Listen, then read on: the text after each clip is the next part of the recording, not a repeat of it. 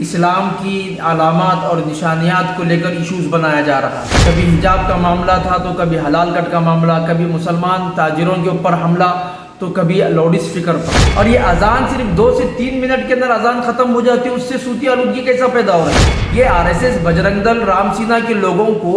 یہی فارمولے مل رہے ہیں جس کے ذریعے سے ہماری جو گنگا جمنا تہذیب ہے، محبت اور بھائی چارگی ہے، اس کو ختم کرنا ہے اور لوگوں میں انسانیت کے اندر نفرت پھیلانا ہے۔ لہذا عالم امامز کونسل اس مقصد میں کبھی ہندوتوا کو کامیاب ہونے نہیں دے گی انشاءاللہ العزیز۔ السلام علیکم ورحمۃ اللہ وبرکاتہ۔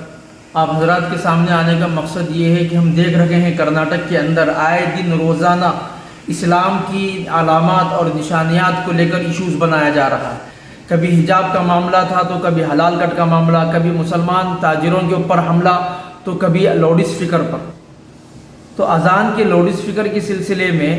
آج کرناٹک کے اندر رام سینا کے ریاستی صدر سدھرنگیا سوامی نے جو یہ کہا ہے کہ لاؤڈ اسپیکر کے ذریعے سے صوتی آلودگی پیدا ہو رہی ہے اور انسانیت کو تکلیف ہو رہی ہے، ان کو سوچنا چاہیے کہ بھئی یہ ہوتے کون ہیں بولنے والے، کہ بھئی اگر لاؤڈ اسپیکر کے ذریعے سے صوتی آلودگی اگر آ رہی ہے تو صوتی آلودگی اگر آ رہی ہے تو ہزاروں کی تعداد میں لاکھوں جلوس نکالے جا رہے ہیں، لاکھوں گاڑیاں روڈوں پر چلتی ہے، گھنٹوں جلسوں اور ریالوں کے اندر لاؤڈ اسپیکر استعمال کیا جا رہا ہے، وہاں پر صوتی آلودگی اور انسانیت کو تکلیف نہیں ہو رہی اور اس کو برداشت کر رہے ہو،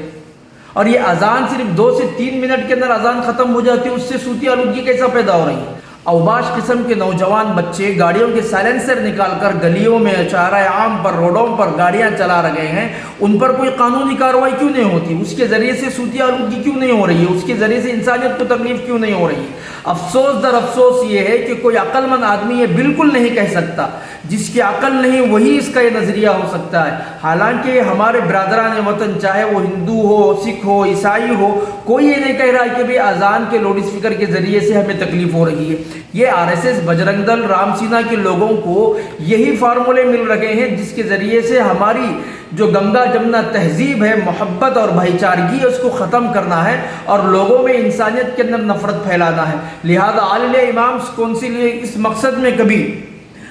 ہندوتوا کو کامیاب ہونے نہیں دے گی انشاءاللہ العزیز، اور عالم امام کونسل یہ مطالبہ کرے گی حکومت وقت سے کہ ایسے لوگوں کے لیے سخت سے سخت قانون بنایا جائے اور ان کے لیے سخت سے سخت سزائیں متعین کیا جائے، اور عدلیہ سے بھی ہمارا یہی مطالبہ ہے کہ وہ اس ایسے لوگوں کے لیے کوئی قانون بنا کر انسانیت کے لیے راحت کا کوئی ایک پیغام